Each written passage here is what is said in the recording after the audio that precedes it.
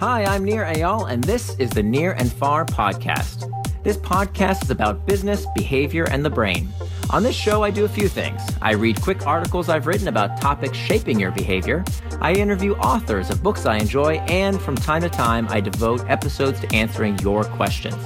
If you want to ask me a question, visit the podcast page on iTunes, go to ratings and reviews, and ask me a question by leaving a review. I promise to read it and possibly include your question in a future episode, so please, ask me anything. Now, enjoy the episode, and for more, you can always visit me at nearandfar.com.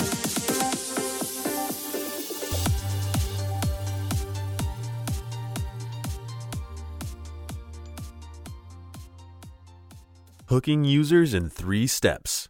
An Intro to Habit Testing by nearandfar.com. Written by Nir Eyal.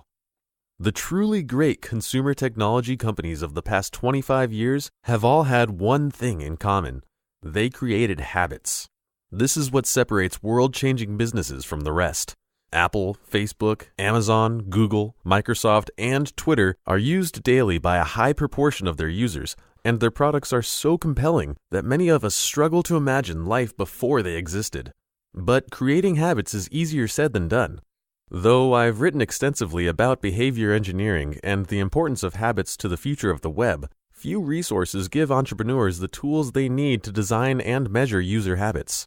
It's not that these techniques don't exist. In fact, they're quite familiar to people in all the companies named above. However, to the new entrepreneur, they largely remain a mystery.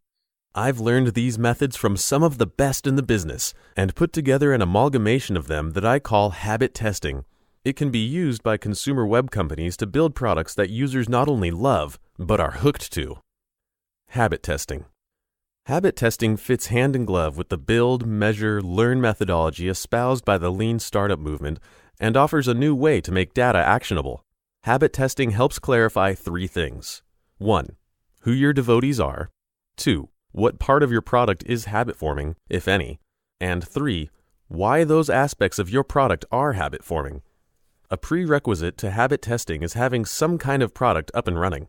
Of course, before launching even a minimal viable product, it's a good idea to take a stab at your business model hypothesis and how your product will create user desire.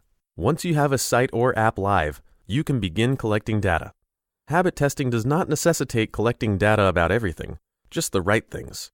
So setting up the appropriate analytics is critical. In order for habit testing to be successful, you need to date stamp the path users take while using your site. Step 1. Identify. Now that you have the requisite site and stats, you need to answer the first question of habit testing. Who are the habitual users? First, define what it means to be a devoted user. Ask yourself how often a user should use the site. That is to say, assuming that someday all the bugs are worked out and the product is perfectly lickable, how often would you expect a habitual user to be on the site? Be realistic and honest. If your company builds a mobile social networking app like Foursquare or Instagram, you'd expect habitual users to be on the app several times per day. However, if you're building a movie recommendation site a la Flickster, you wouldn't expect users to be on the site more than once or twice a week. Don't come up with an overly aggressive prediction that only accounts for Uber addicts. You're just looking for a realistic guess to calibrate how often users will interact with your site. A good shortcut might be to take an average of how often you and the people in your office use your own product. Of course, more is better. Twitter was born within Odeo, the company Bizstone and Jack Dorsey originally founded, because the engineers couldn't stop playing with it. One thing to note, the more frequently your product is used, the more likely it is to form a user habit. That's not to say that web products that are used rarely can't be good business. They just aren't habit-forming and thus have different characteristics. Viable, though non-habit-forming businesses tend to be more transactional and require constant outreach to customers to stay top of mind. For example, think of the travel industry's relentless war to convince us to use one site over another. Expedia, Travelocity, and the rest are used too infrequently by their average customers to form a habit, so they constantly compete for attention. These are viable, even profitable companies, but since they are non-habit-forming products, they are open to greater competitive threat. Products used daily naturally create barriers to entry in their markets. Who's got the habit? Now that you know how often a user should be using the site, it's time to crunch through the numbers and identify how many of your users actually meet that bar. This is where hiring a stats whiz can prove exceedingly helpful. Instead of pulling your engineers away from their crucial jobs building the product, or even worse, getting your business people to do it, consider hiring a grad student fluent in statistics to help you quantify how many of your users are hooked. The best practice here is to create a cohort analysis to provide a baseline by which to measure future product iterations. Step 2. Codify. Hopefully, you'll have at least a few users who interact frequently enough for you to call them devotees. But how many devotees is enough? My rule of thumb is 5%. Though your rate of active users will need to be much higher to sustain your business, 5% is a good benchmark to begin habit testing. However, if at least 5% of your users don't find your product valuable enough to use as much as you predicted they should, you have a problem. It may be time to go back to the drawing board and rework your vision. But assuming you've exceeded that bar and you've identified your habitual users, the next step is to codify the steps they took using your product so you can understand what hooked them. Each user interacts with your product in a slightly different way. Even if you have a standard user flow, how users engage with your site creates a unique data fingerprint which can be analyzed to find patterns. Sift through the data to determine if there are similar behaviors that emerge.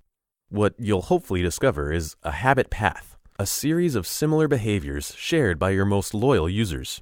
For example, in its early days, Twitter discovered that once new users followed enough other members, they hit a tipping point which dramatically increased the odds they would keep using the site.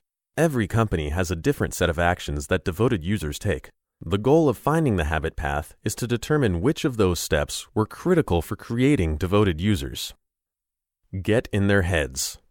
Now that you know the habit path, the next step is to create hypotheses about what it was along that path that tipped users from passers-by to devotees. Granted, this step can look a little like assuming causation from correlation, but in the murky fog of launching a new product, it's often the best thing we've got. This phase is also a good time to talk to users in person to learn more about why and how they used the product. Habit testing is meant to illuminate what is unique about these early evangelists and find insights that can be generalized to the rest of your users. Step 3. Modify. With new hypotheses in mind, it's time to get back inside the build, measure, learn loop and take new users down the same habit path the devotees took. For example, leveraging their habit path, Twitter's onboarding process now guides new users to start following others immediately. Habit testing is a continual process companies can implement with every new feature and product iteration. Tracking users by cohort and comparing their activity to habitual users should guide how products evolve, improve, and foster habit formation. Too often, tech entrepreneurs find themselves alone with their vision because they fail to realize the importance of creating user habits. And, unfortunately, when it comes to consumer web and the ever-increasing distractions we all face daily, if the product doesn't create a habit, it may as well not exist.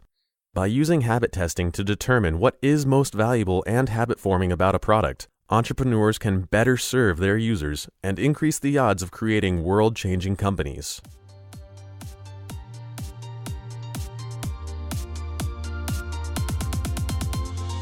Thanks for listening to this episode of the Near and Far podcast. You can always find more at my blog, nearandfar.com.